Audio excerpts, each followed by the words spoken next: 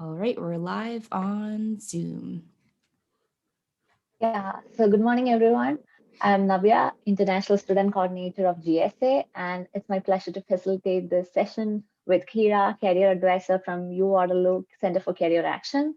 We are here to present our second part of the online C session on building your career remotely, wherein we are discussing on various tips and resources available for our international students to connect and build networks virtually. As you know, the series is fitted towards our international students, how I can benefit any grad student of Waterloo, even though you are not an international student. We hope that you will learn from the session. The session will open for Q&A session following Kira's presentation for the specific questions that our student participants might have. And participants can type in your questions in the Q&A function on our Zoom. Or if you're watching through Facebook, you can ask the questions over there. Sabina, our Vice President of Communications, will be moderating the Facebook chat. And please note that the session will be recorded to post it on our YouTube page and eventually on our website so that students who are not able to attend the session can watch them at their own pace later. So now I would like to hand it over to Hira for sharing her valuable insights. Hi, good day, everyone. Thanks for joining. So thanks for the introduction, Navya. As Navya mentioned, my name is Kira, and I'm one of the graduate career advisors at the Center for Career Action. So let me just share my PowerPoint with you again. I have a slideshow that is going to take up some of the time here this morning, but I also have lots of time for question and answers. So what I hope to address today is job search tips and resources for international students with a real big focus on how do we do all this remotely. And I think this is something that is affecting so many of us right now. So let's begin.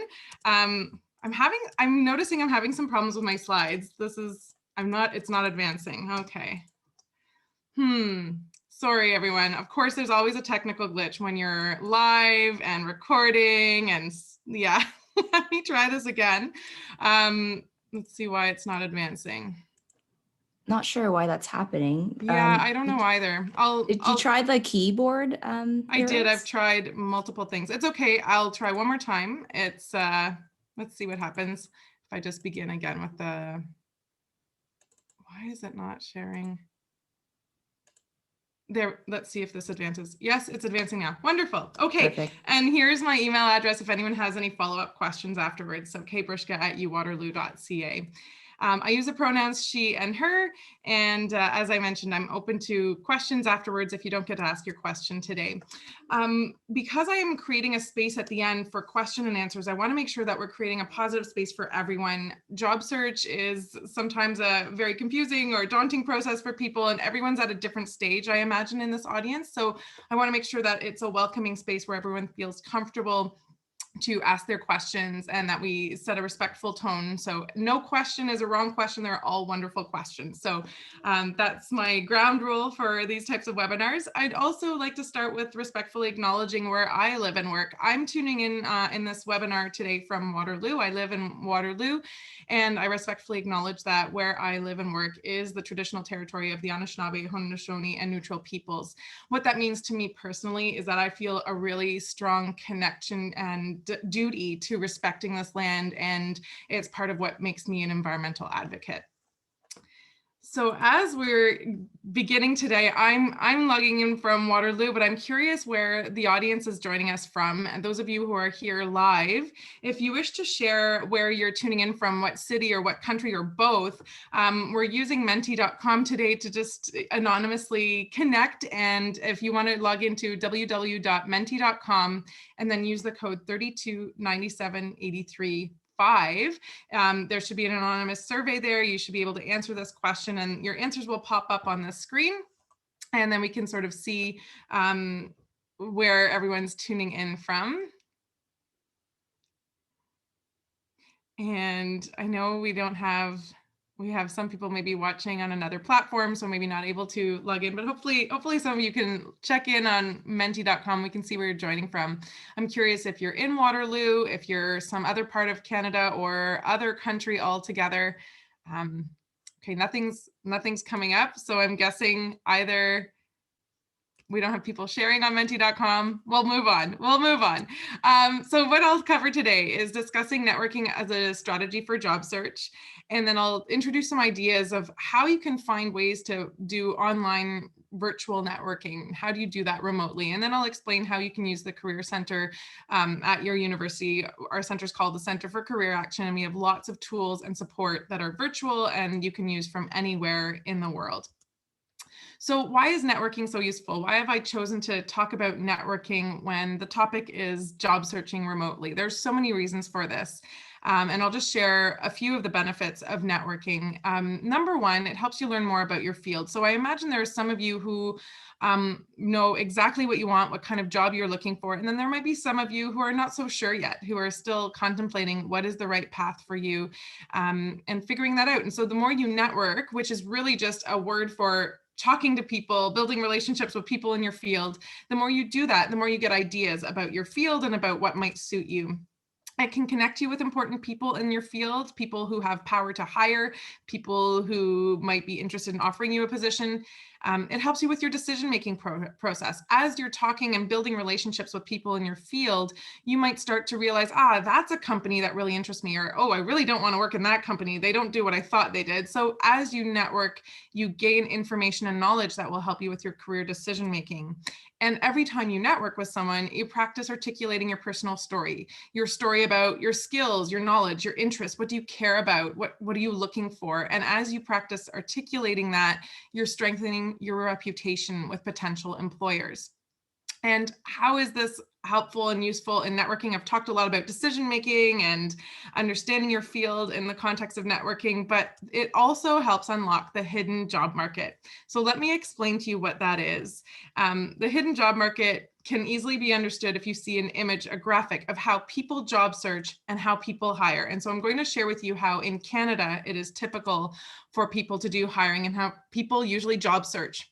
Those of you in the audience who are job searching, I'm going to bet that most of you, when you're looking for work, you go to online job boards. You go to indeed.ca or indeed.com, you type in a keyword and you apply to jobs online, or you apply to jobs you see on LinkedIn. This is where the majority of people, this is why this is the big part of the triangle right here. Majority of people apply to jobs that they see online, or they send their resume to a company unsolicited, a company they really want to work for. A smaller number of people will look to talk to friends and family and colleagues and say, I'm looking for work. This is what I'm looking for. Do you know anyone who's hiring?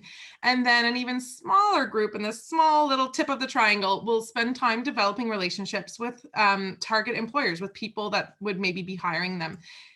Now, this is how people hire. If a job is open, let's say I'm a hiring manager and a job has opened on my team because someone retired or someone moved away, someone quit, I have now an opening on my team. How am I going to fill that opening?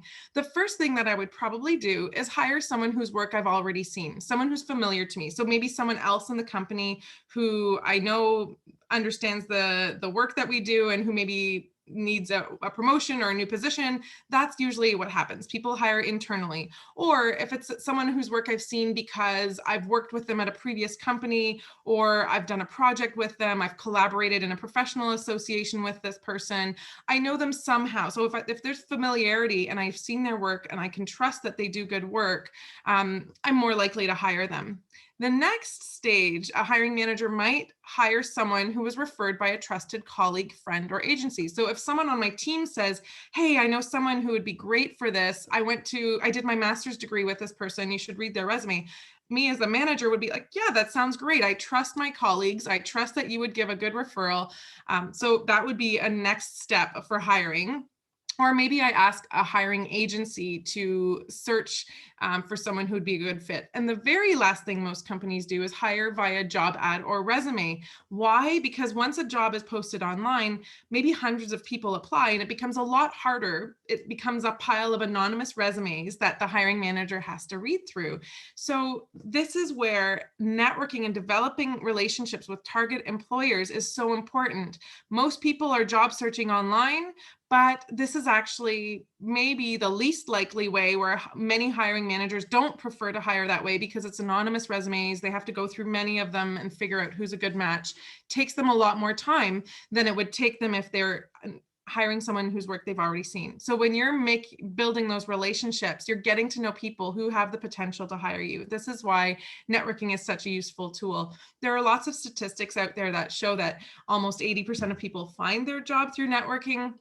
I have a success story of a student I was helping just recently who was job searching for a really long time online. And then we talked about, let's try something new. Why don't we try some sort of networking strategy? And when this student reached out to this section here, seeking referrals from friends and colleagues, they reached out to former colleagues, to former classmates, to acquaintances and friends, and through an acquaintance, all of a sudden had an interview a few days later. So this is how it can work. It's not just statistics and job search books. It really does work, that if you start to reach out to people and then develop relationships with target employers, you'll have a better chance of finding work.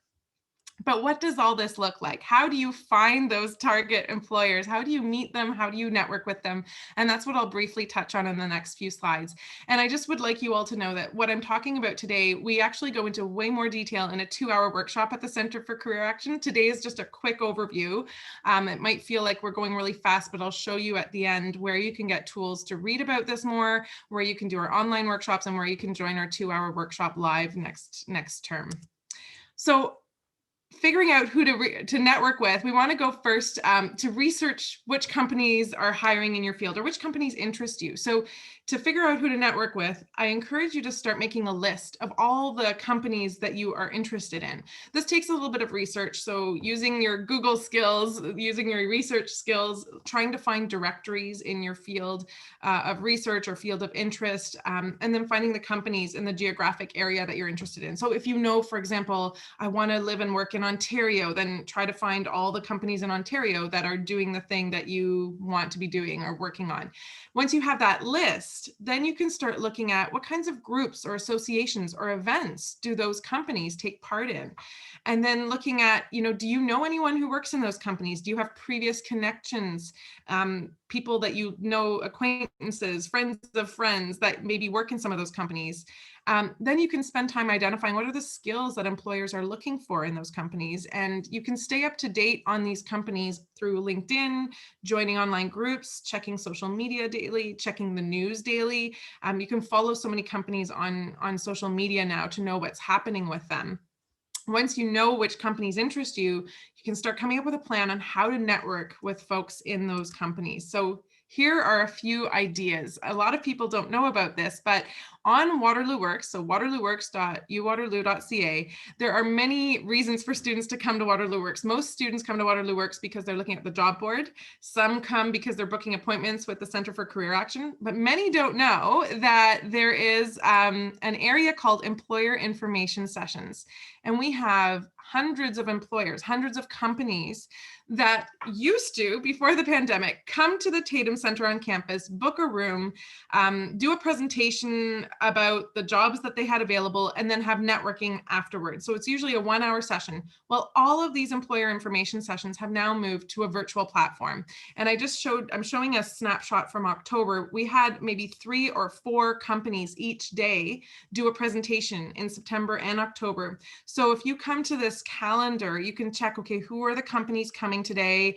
Am I interested in those companies? When you click on it, it will tell you, is that company recruiting co-op students or are they recruiting graduating students? So those of you who are looking for full-time work, I encourage you to attend the sessions only where it says graduating students. And many of the recruiters are hiring both. They have co-op placements open and they have full-time positions open. So when you attend the event, now it's all virtual. It's not an in-person networking. It's usually on Zoom or some other similar platform. The company will spend time talking to you about what jobs they have available, what they're looking for in their candidates, how do you apply, where do you apply, when do you apply? And the great thing is you suddenly have a person to connect with. You can, if the platform allows for you to chat with them, that's great. And if not, you can take the person's name and find them on LinkedIn afterwards, send them a message saying, thank you so much for your virtual recruitment event at UWaterloo today. So anyone can tune into these if, of course, it fits your time zone. And I encourage you to check the schedule at the beginning of each term. So September and October is when we have lots of these sessions, 3 or 4 per day, but also in the winter term, January, February, we have lots of these information sessions as well. So this is just one way of something that's organized where you can join a group networking opportunity virtually.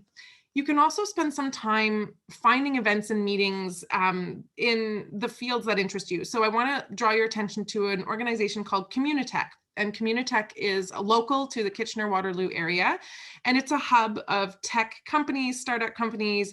They have a job board, but they also have events that they run. And I checked their website, and right now I just was curious, are they still running events? How are they doing this? All events are virtual. They're all online, so anyone from anywhere can attend. You don't need to be in the Waterloo area to attend right now. And this is just a snapshot of the things that they're offering. So they have a data hub workshop, a 5G boot camp, and so on and so forth. And when you attend these events, you know, you will have the opportunity connecting with people who work in tech companies in this area, who are potentially hiring. You know, you can find a way to connect in the meeting, or again, write down names so that you can connect with those people afterwards and send them a message on LinkedIn or through email if you can find their email address.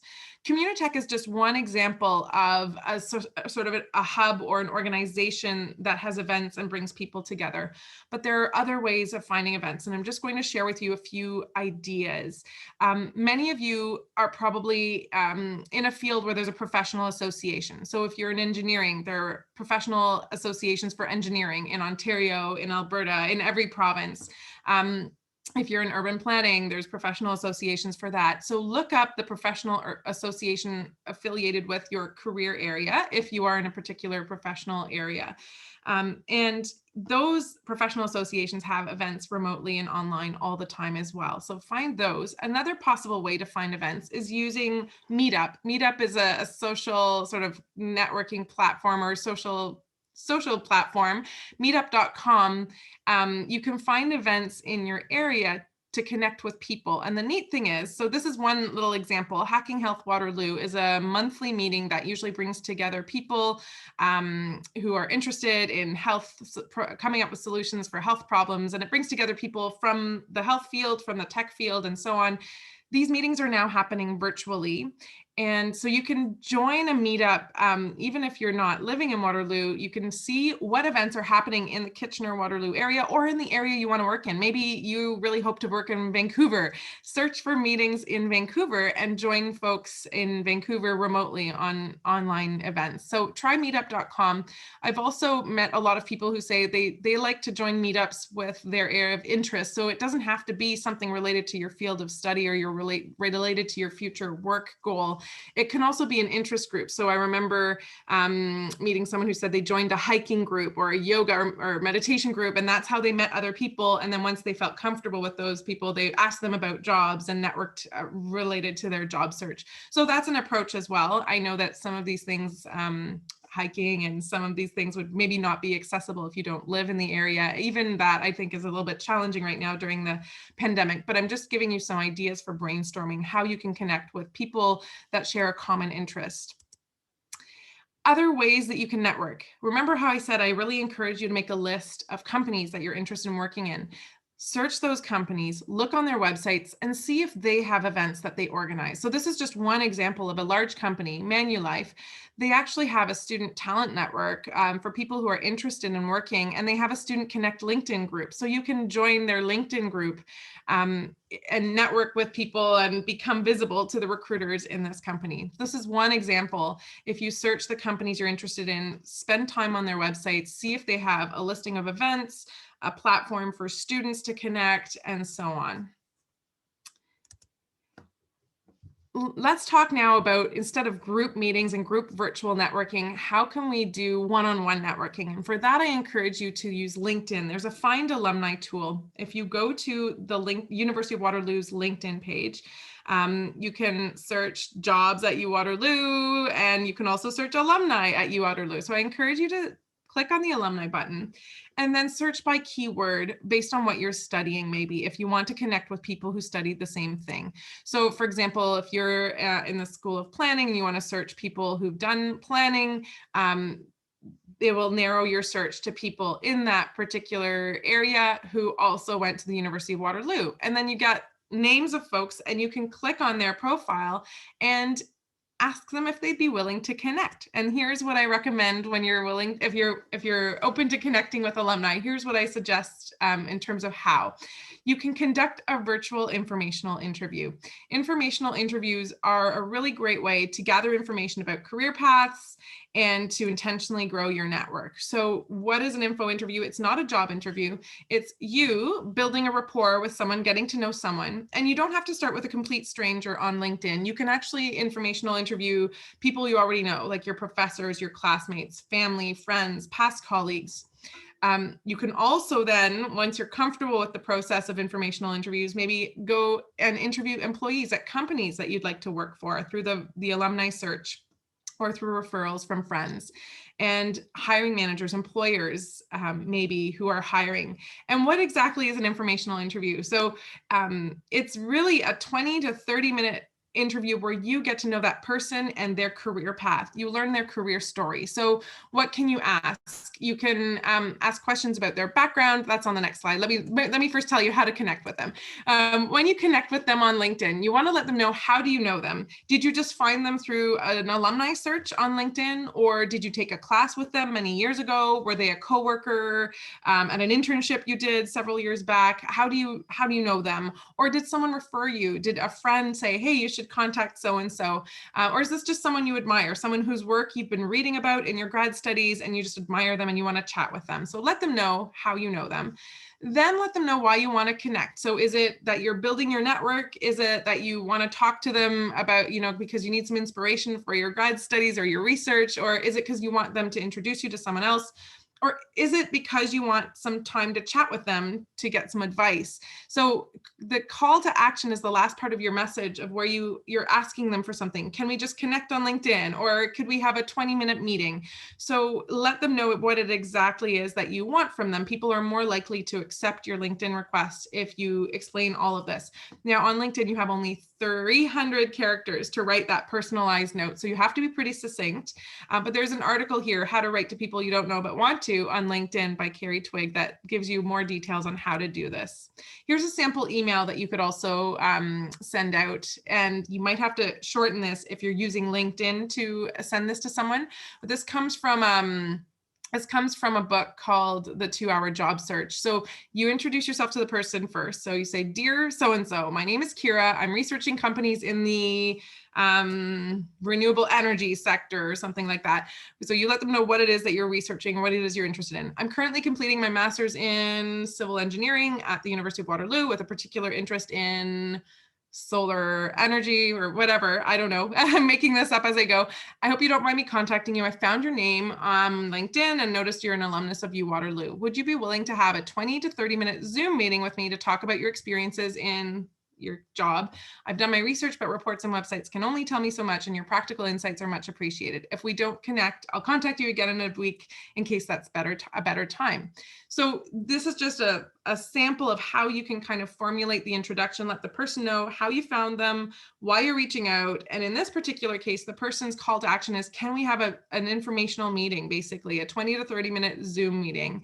And let me tell you a little bit about what you can ask in an informational interview. The interview is you preparing questions to learn about the person's background. So you might ask, how did you get into this field? How did you transition from your graduate program to this career? What does your typical day look like? What is your day-to-day? What are the skills that you use the most on your job? What skills do you feel have made you successful in your work?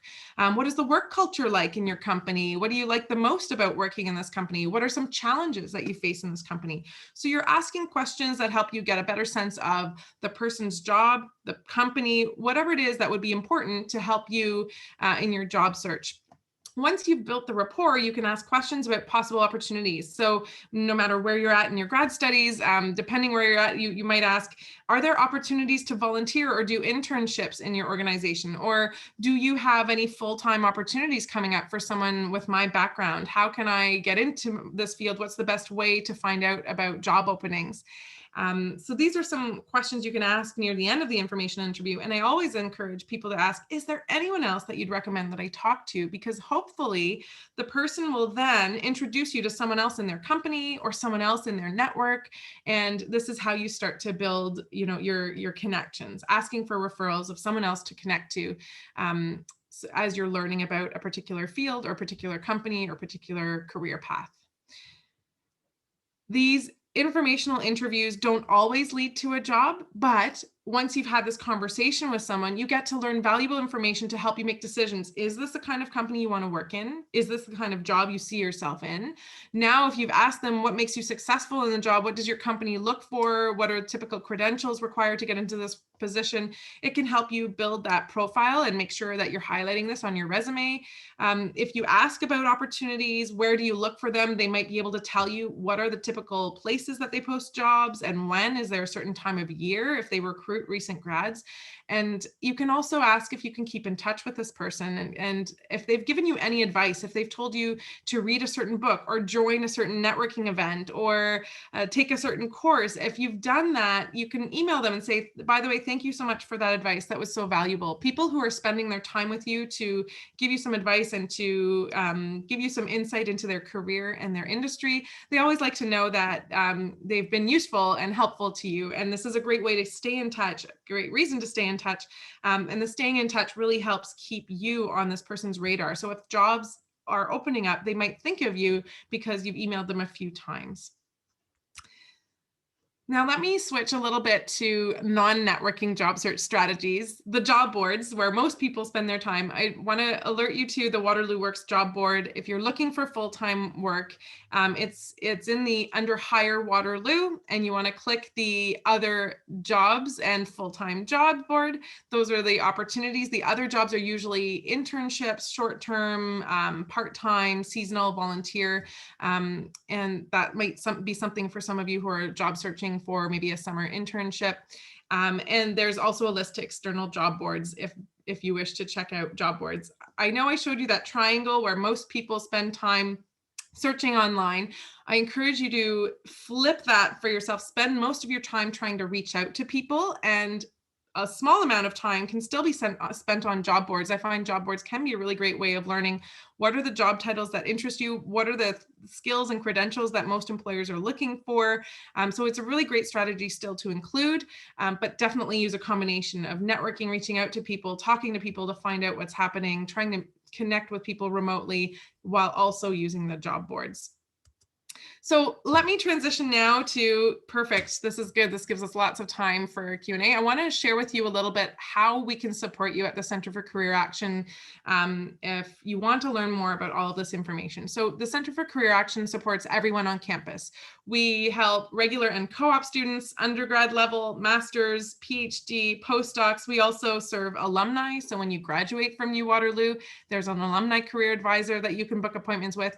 We also support employees, staff and faculty can book career appointments as well with our staff career advisor. So we serve everyone on the campus. How do we serve people, or what do we talk about? It can be really anything. We have appointments that talk about job search strategies. So those appointments, work search strategy appointments, usually cover networking skills, and we go into more of an action plan on how you can do this. LinkedIn profiles are often a big part of those conversations as well. We have an appointment type that focuses on your online presence, and we can help you develop a really good LinkedIn profile, give you feedback on your profile. We have appointments on resumes, on cover letters. So if you're unsure how to turn your academic CV into an industry resume, we can help you with that. We also help with interview prep. We help people prepare for interviews through practicing, through our mock interviews. And if you're still exploring sort of what is next for you, what jobs might be a good fit for you, we have appointments where we do career exploration, where you can book a career planning appointment to see, what would suit your interests and your values and your skills and so on. So those of you who are in a master's program and hoping to apply to a PhD, I also have 2 colleagues who focus on further education advising. So they help people with grad school prep. They help you with writing your statement and your CV for applying to further education, whether you're applying to a PhD or whether you're applying to maybe a professional program like medical school or law school, something like that. How do we serve people? I've been mentioning a lot appointments. So we do one-on-one appointments, and all of our appointments right now are virtual. They're all remote through Waterloo Works. We have an encrypted platform where we can do video conferencing. So if you book a virtual appointment, that's how you can connect with us. We can also do Zoom or Microsoft Teams if the Waterloo Works platform doesn't work for you. We also have drop-in appointments every single day from 12 o'clock to 1 o'clock. If you have something that is urgent, let's say you were just invited to an interview tomorrow and you want to prep, but there are no full appointments available, then you can book a drop-in on the same day from 12 to 1 to practice these things. And then we have a number of workshops as well. This workshop that I'm delivering here is a really condensed version of a 2-hour workshop that we usually do on job search. So just to give you an idea of what we cover, we have resume and cover letter workshops. We have networking workshops. We have all kinds of academic career focused workshops, such as academic interviews and academic CVs and cover letters, and the list goes on. And I do want to share with you our online resources in case our live workshops don't fit your schedule or your time zone. So there are lots of ways to connect. Our homepage is here. And you'll see that actually on our homepage, we have a live chat feature. You can live chat with any of our front desk staff if between our hours of 8:30 and 4:30, or send an email. If you are finding that, any of these services just don't fit your time zone, don't fit, what you're able to connect with, email us, let us know, and we can figure out a way to serve you in other ways. Okay, so events, workshops, appointments are all bookable on Waterloo Works. And as mentioned, if you contact us, if you chat with the front desk or email the front desk, we will find a way to connect with you. If everything is in the wrong timing and that's the middle of the night for you because of where you're located right now, we will find a way. We've been creative.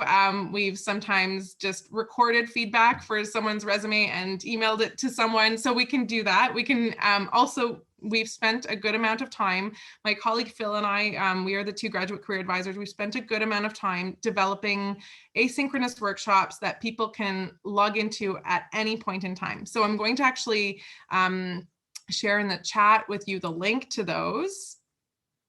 And so it's right here. I'm just sharing in the chat, uwaterloo.ca/career-action-resources/graduate postdoc online workshops. It's a bit of a long URL there, but when you log in, you'll have to authenticate with your UWaterloo ID, and then you'll see our options here. We have resumes, cover letters, interviewing, building your brand, and articulating your brand. These are very much focused on LinkedIn. We have a networking to job search. We have networking at conferences. And then for academic careers, we have academic CVs for those of you applying to faculty or postdoc positions, academic cover letters, and academic interviews. So lots to choose from, and we're constantly adding to this. In January, we do have hopes to add a few other topics here. What these workshops look like is they are usually a short video followed by activities, and they're very much mimicking what we do live, but they're set up so that you can do them on your own at any time. So I do want to draw your attention to that, and thank you for sharing the link and to all I was sharing it with all the panelists instead of attendees. So thank you. Hope everyone got that link. So please check out the asynchronous workshops. These you can do at your leisure. You don't have to be in our live workshops because this is very much the same content. Some other resources, though, that you might want to check out. Now I can't advance anymore. There we go. Is our career hub. So careerhub.uwaterloo.ca. This website here is available to you at any time, also when you graduate. And instead of asynchronous workshops, there are no videos here. It's all written content on all these topics, and they're not necessarily geared to grad students, but I'll direct your attention to areas where I think international students might find a lot of interest.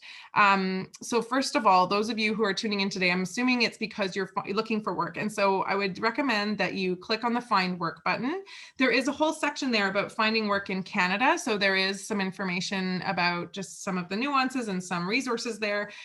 If you are trying to get ready your tools for job searching, such as your resume and your cover letter, I would suggest coming here to the Apply Interview section, and you can read about resumes, cover letters, and so on. So if you don't want to do a full asynchronous workshop and there's just a few questions that you have on these topics and you want to read a little bit about it, that's what I would suggest. For those of you who are thinking of applying to professional school or a further degree, this is where you might want to click. And this is the career decision-making section where you can learn a little bit more if those of you who are still deciding what to do after grad school. Maybe one other place I would direct your attention, although I feel it might be a little early. Those of you who are in the audience are probably more at the work search stage, not necessarily at this stage yet, but there is a Success at Work section where we do talk a little bit about how to manage once you get hired, how to make the most of that experience, how to be successful. And there is some information there that might be useful if you are not sure what is appropriate or what are some of the expectations in your workplace. If you've never worked in a particular country, then this could be really helpful of just walking you through how to navigate some of that on the first few days. This section here, my degree and skills, I think this is also a section that could be useful to any grad student who's curious, like, how do I translate the skills I'm gaining in academia? How do I talk about that in an industry kind of context? How do I talk about it in an interview or in a resume, in a cover letter? We have a whole activity here specifically for grad students as well. So that's our career hub. At this point, I'm just going to look at the time. We have lots of time for question and answer. So I want to make sure we go into your questions that you have about your job search, job searching remotely, networking remotely, or any of the Center for Career Action services that I've covered. And I'll also check the chat right now. We can use menti.com if you wish, but I think you can also do some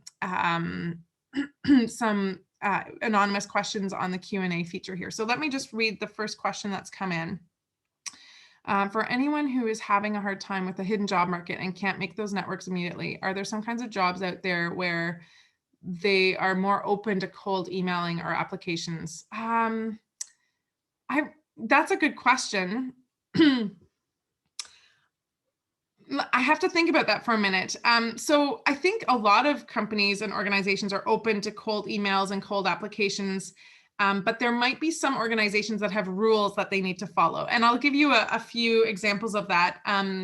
Most public organizations, such as government, hospitals, universities, most of these organizations have rules that they need to follow where they need to post jobs and make them open to the public.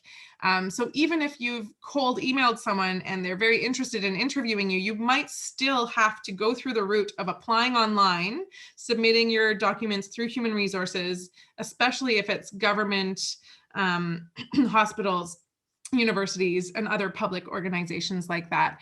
In private organizations, I think that maybe sometimes the smaller the company, this is a large generalization, the smaller the company, the fewer, I guess, what's the word I'm looking for? The fewer steps or the fewer rules in place. Some small companies like startups might not even have a human resources department, right? They might be just 5 people. Therefore, if you cold email one of those 5 people, I think probably you'd have a pretty good chance of them responding and letting you know if they have a job opening or not. So I guess if the larger the company, it might be harder. I'm generalizing because I think this has worked for some people, emailing and connecting with people in large companies. But I think often with public organizations or very large organizations, you might be directed to still follow a procedure whereby you have to apply online. But now someone knows your name. Someone has seen that you're really keen, you're really interested. Even if you had a 20-minute informational interview and they say you have to apply online where everyone else is applying, now somebody knows you, right? Somebody could tell human resources to look out for your resume. So there's still the benefit of connecting. I want to tell another story about the hidden job market and why there are hidden jobs that aren't posted yet. in our center at the University of Waterloo Center for Career Action, we've had a lot of staff leave lately. We had 2 people retire in the summer, and I had one colleague, excuse me, one colleague who went on parental leave and is now at home with her new baby. I knew about those openings early on, right? We knew that someone was retiring. It wasn't just something I found out 2 weeks before. Same with my colleague who was expecting and who's now on parental leave. We knew about that ahead of time. So if someone reached out to me and asked me, is the Center for Career Action hiring? At that time, maybe in the spring, I would have said, no, not right now. But if you check in a few months, I know we will have some openings, right? So you can find out also about things that will be happening in the future. So the cold emailing, even if there's no hidden job in that moment, when you set up the networking meetings and you set up the informational interviews, you might find out about openings that will happen in the future. And now you know someone who will hopefully alert you to when that goes online or when that is open to the public to apply to. Let me just scroll down a little wee bit here to the other question. I get the impression that the Career Center is very industry STEM focused. How would those students in arts benefit from the CCA? Oh, that's interesting. We are actually not. So, well, from my perspective, my colleague Phil has a PhD in English. I have a master's degree in counseling psychology. We are generalists, what we call ourselves at the Center for Career Action. We serve all students. We serve faculty of arts, faculty of environment, you name it. We actually serve a lot of arts students, and we go into a lot of arts classrooms. We get invited by a lot of faculty to come to classes to talk about skills and identifying skills and how to articulate those to an audience. All of our workshops are meant for all students. So yeah, I'm curious if the person who is asking this question has any follow-ups, wants to email me. I would love to know. One of the things is we do have a lot of STEM students using our services. And then when I say STEM, that's not accurate. We do have a lot of people from the Faculty of Engineering using our appointment services. But my colleague Phil and I, we are not experts. We're not engineers. So we cannot be experts on every single field out there. So when people come to us and ask us very specific questions, our role as career advisors is to help you do the research that you need to do to get into the careers and into the jobs that you want to. And we have the tools to help you do that, and we ask the questions to help guide you in that. And because Phil and I actually come from an arts background, I would say actually we're very sensitive to arts students' questions and needs, but we're also sensitive to Faculty of Applied Health Sciences and Faculty of Science. We can serve everyone, basically. Well, if you have a specific question that is related to, like, again, if we're not an expert on the particular job you want to get into, we will definitely, I would say we're experts on helping you figure out what you need to articulate to land in that audience, to speak to that audience, and then give you tools and brainstorm tools on how you can research and network with people in that audience, if that makes sense. But I'd love to see any follow-up questions on that. I hope I've answered that question. Yeah. Hey, Kira, I can follow up with that question.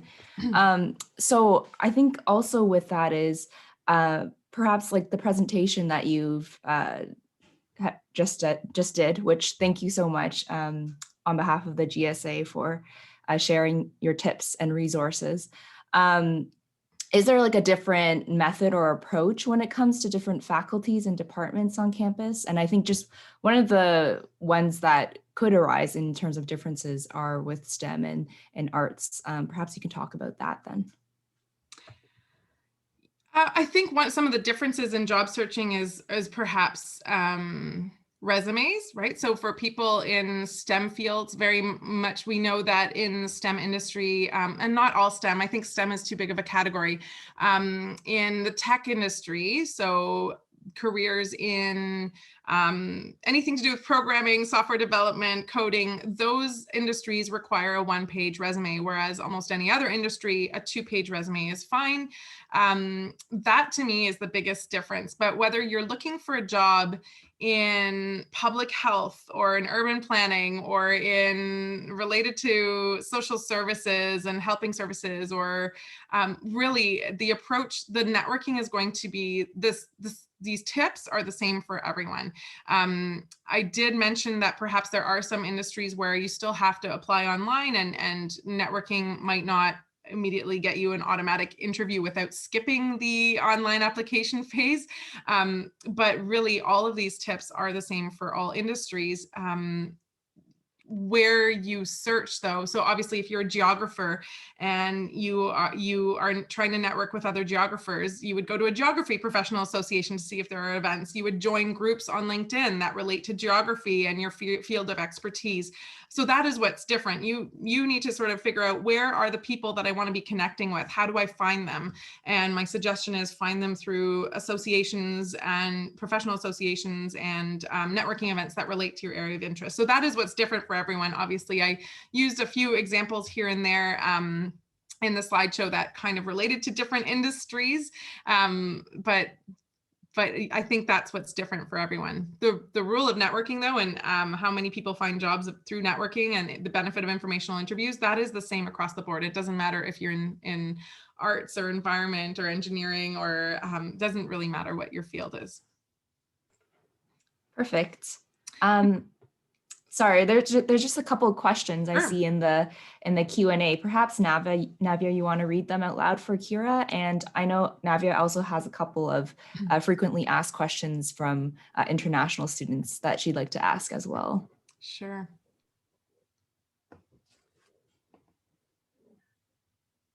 Thank you, Kira, for the excellent suggestions regarding hidden job market. So we have a few questions. So the first question is there an average time to get a job in Canada for international grad students, like 3 to 6 months or more? Or how long in advance should I start looking, or the students should look for applying to? Yeah, that's a great question. I get asked this question a lot because people are so busy wrapping up their projects, their dissertations, or their thesis, and it's so busy doing that and job searching is busy too, right? So how do you know when to start? There's no magic number, but I think I typically hear 6 months is pretty common, and that's for everyone, whether you're an international student or not.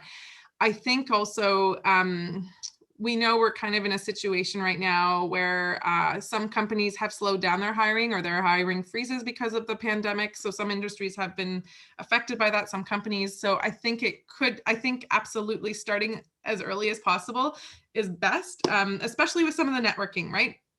I would say those of you who are listening who are not even close to graduating, start now with the networking. This phrase that I learned that I really like to share, and I don't even know where I heard it, but it's the best to build a network when you don't need one. So if you're a year or a year and a half from graduating, network now, build the network, get to know people in the companies that interest you, get to know people in the fields that interest you, so that when you are job searching, you have lots of people to email 3 or 4 months before graduating saying, oh, by the way, I'll be graduating soon. Are there any openings in your company, right? So build a network when you don't need one is ideal. Those of you who are listening who are graduating now, that's okay. Just network now if you haven't started 3 or 6 months in advance.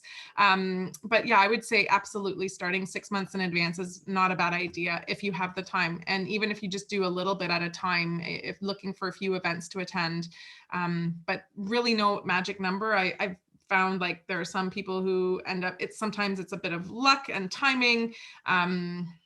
And again, it's those people who are networking who have an easier time, and networking can totally be done remotely right now. I think everyone's doing informational interviews via Zoom or Skype, and this is all possible, or attending online events. So yeah, so there's no perfect number. I don't have an exact number, but hopefully I've answered that question.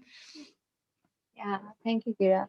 So I have another quick question. Like, how do you think international students can become familiar with the Canadian work culture without setting foot in Canada? Because most of our students are in their home countries, right? Yeah, and I feel like a little bit of a broken record, but I'm going to say it again. I think this is where the informational interviews can be really helpful. So talking to someone who is working in a company that interests you and asking them, what's it like? You can read, let's say your dream company is, I don't know, do you have a dream company? Navya, give me a name of a company. Do you have a name? You can connect with Manulife itself. Manulife, because that was on the slide. Let's say you really want to work at Manulife. Connect with people, meet with people, ask them if they would be willing to spend 20 or 30 minutes with you on Zoom, and ask them, what is it like to work at Manulife? What does a typical day look like? What are your favorite things about working at Manulife? What is the work culture like? How would you describe the expectations that your managers have of you? Are there social events, things like that? So if you talk to people, I know right now you can't set foot in an organization, but that is also true for so many of us who are not international students also, and someone who's a domestic student who's never worked at Manulife also doesn't know those answers. They might have worked in a different company, but expectations or work culture can be really different from company to company. There are some things that might be kind of consistent throughout. So this is the main thing I would say, is try those informational interviews. If you didn't get to informational interview someone and you got a job and you got hired and it's your first few weeks on the job, this is where I would say ask lots of questions.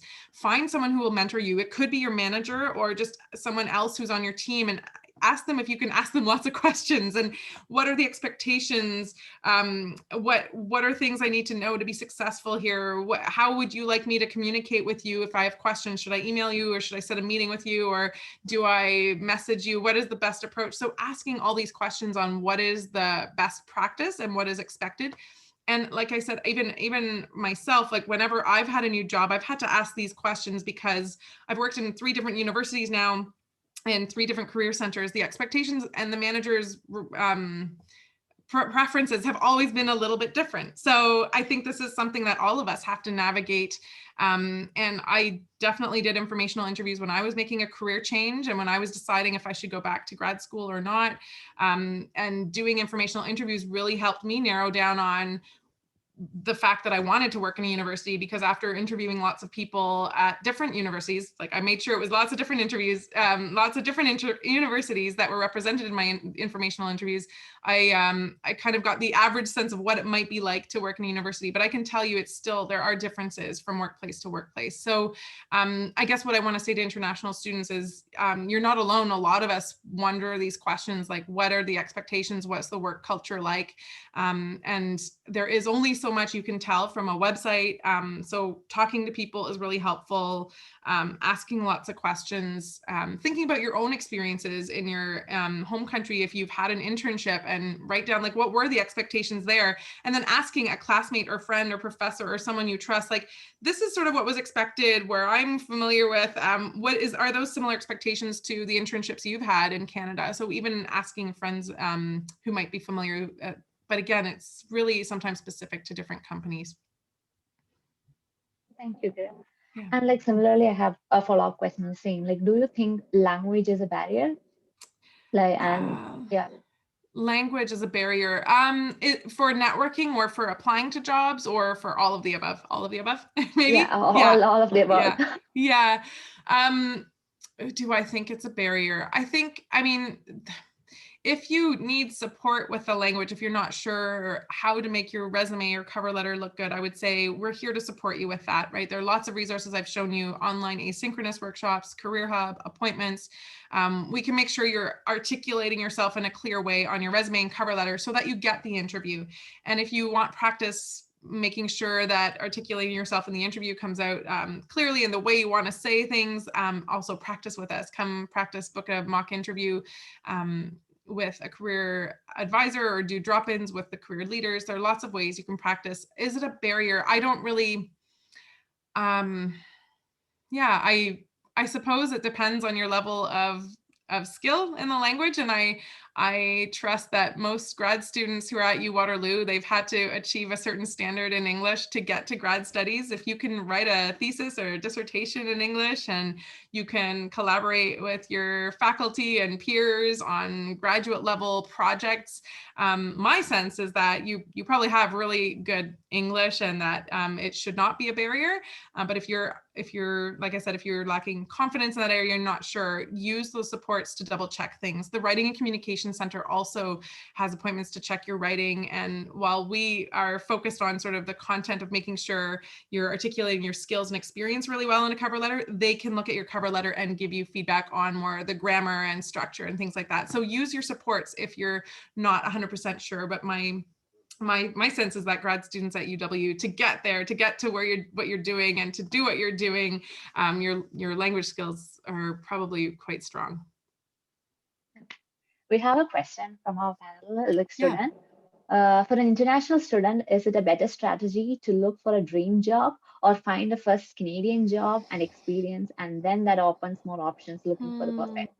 Yeah, that's a really great question. I think this is a question I get from students who are not international students as well. I think, the dream, I think this depends on the dream job, right? Because sometimes people tell me their dream job is to be the CEO of a certain company. Well, clearly you have to start somewhere before you're the CEO, right? That's not going to happen overnight. So yeah, some of us have to start with an entry-level job before we make our way up to manager or senior, whatever, or CEO. At the same time, I think it really depends. You might need to do some research on the field that you've chosen. I've been meeting with a lot of students, international and domestic students lately, who have broadened their job search because the economy is a little slower and because their area that they really hope to get into is not hiring so much right now. So they've expanded their search to other areas so that they can gain experience and then transition more into an area of interest. I've also met people who, they have maybe not a dream job, or maybe a dream company in mind, and they're willing to start anywhere in that company in order to then grow in that company. So there are lots of different approaches. I think if you're not sure which one is right for you, it might take a bit of research, figuring out what is happening in the labor market in the sector that you're trying to get into. What is your dream job and what do you know about it? Finding out through reading the news, looking for labor market reports on that area. If you can't find that, come talk to a career advisor and we can help you find that to see what's happening in that field. And if you find that, there isn't much hiring happening, then maybe we could come up with a plan with you together of like, well, what other options would allow you to build the skills that you need to get into your dream job? And where can you build those skills? Would it be in the same kind of company, different kind of company, different sector? So there's no one size fits all. I think it really depends on what that target dream job is. And maybe booking an appointment with a career advisor could be good to kind of strategize. Yeah, I would like to have a quick follow-up question. I know it's almost our time. Mm-hmm. Do you think, since most of our international students does not have a Canadian work experience, they might be having an international experience? How does this happen when we approach the recruiters? Right. One of the things that we talk about in our resume workshop is that we encourage grad students to express their grad studies as experience. So in your resume under experience section, if you're doing a research-based program, give yourself a job title and describe your research. So if you're a PhD student, give yourself the job title of doctoral researcher and put the dates and then put bullet points underneath to show what have you been doing as a PhD student, as a researcher, what have been your main achievements. This is now 4 or 5 years of Canadian experience on your resume. If you're a master's student doing research, then put experience as graduate researcher. That's your job title right now. As a master's student, you're a graduate researcher. Put bullet points describing what you're doing. Put the start and end date. And again, suddenly you have about 2 years of Canadian experience. Grad school is experience. You're managing projects, you're accountable, you have to meet deadlines, you're running a thing on your own. If you're in a course-based program, I would say definitely put a project section in your resume and show the dates, the location, right? The name of this project, University of Waterloo, and this was the date. So now you have Canadian experience. It's grad school experience, but really we are encouraging at the Center for Career Action that people start looking at grad school as professional experience because of the level of independence that goes into it and the skill set and the expertise. So we encourage you to frame it as such, and that brings some Canadian experience to your resume. Many of you are probably a TA. That is Canadian experience as well, right? You're teaching assistant, at least many of you are, I imagine. If you're not a teaching assistant, you're probably a research assistant. So again, put that on your resume, the date, the location. Even if you're doing it remotely from home, your employer is the University of Waterloo, therefore that is Canadian experience, right? So I hope that helps some people. Maybe other things to think about. Yeah, I guess getting involved in organizations. Those of you who are part of the GSA or other student groups, you might be doing that from home remotely, but again, this is experience, that is Canadian experience. So if you're, sometimes it just takes some brainstorming, I think, of like, what exactly have you done that is Canadian experience? And right now, I think the challenge is that so many of you are like not in Waterloo, so does it feel like Canadian experience? I'm a TA, but I'm not in Canada. It is Canadian experience though, if your employer is Canadian, if that makes sense. I hope that helps. At least that's how I would look at it for your resume. Thank you, Kira, for answering. So we are almost about like reaching to the end of our session, and I don't see any more questions. There is one more question. I think we can just ask that, Yeah. And then perhaps Navya and Kira can help wrap up. Yeah. But essentially, there's a question that, of course, there shouldn't be any differences between age or, how long or experience you have been in a field. Yeah. But overall, how do employers address this concept and how in their decision on hiring someone? Yeah, this is really a tricky question because this is something that might be important to know. In Canada, we do not put age identifying information on our resume. So we don't put our date of birth. We don't put our marital status. We don't put a photo. There are so many things that are not allowed to be asked in interviews in Canada, and we don't put it on our resume. I know in many countries, I've lived in a country before where I had to put my photo on my resume, my date of birth, and my citizenship, but Canada does not require that. So do not put any age identifying information on the front of where your name and your address goes. Just put your name and your email address and your phone number, no other identifiers. And you should not be asked in an interview about this. I think what becomes tricky is if you put the dates of your undergraduate degree, I think sometimes that shows your age, right? I think people can figure out more or less what my age is if they see my resume and they see when I did my undergrad degree. So I do meet a lot of people who are kind of concerned about this, and there should not be discrimination. If you are worried about people identifying your age, maybe meet with a career advisor and we could talk about, like, do we leave the date off of your bachelor degree so people can't really figure that out? Or do we leave off a bachelor degree, especially if you've come back to grad school to do a different direction and it's a different area for you? So we can talk about this. It should not be a factor though. Hiring in Canada they should not be looking at gender or age or marital status or any of these things as factors in the hiring.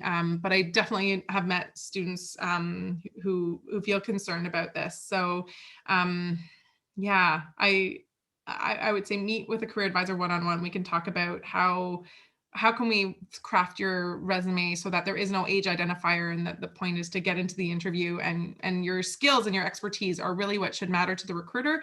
And I'm at least hoping that most companies are focused on that. Skills and experience, skills and really are the thing that most recruiters are looking for. So we can always talk about how do we work with the dates on your resume to make sure there are no identifiers. Thank you. I hope we have done with our questions. Yeah, I'm just checking and making sure there's nothing in the Q&A. I think everything, is there one more thing in the chat? Okay, no, I think everything's been answered, but as mentioned, I'm open to questions through email if anyone has any questions. I do hope that I've conveyed that my colleague Phil and I, our grad career advisors, can help all students in all disciplines, including international students, and we'll figure out how to meet you in your time zone. If you can't fit into our schedules or our live workshops, we'll figure out a way to support you with these questions. And so many of the questions that you've posed today, they're really great, and many of them are very personal. So there might be like dependent on personal situations. So please feel free to book some supports where we can tailor our response and our coaching based on your particular needs. Thank you, Kira, for that enlightening and active presentations on the right ways to apply for excellent suggestions regarding the hidden job markets and the ways to find job and connect with people to build relationships. And I really appreciate having that idea cleared for us. So I even thank all the participants that we had for making this an active session. And I hope everyone enjoyed the session. Hope to see all for the next event of our Building Your Career Remotely series. Thank you. Bye.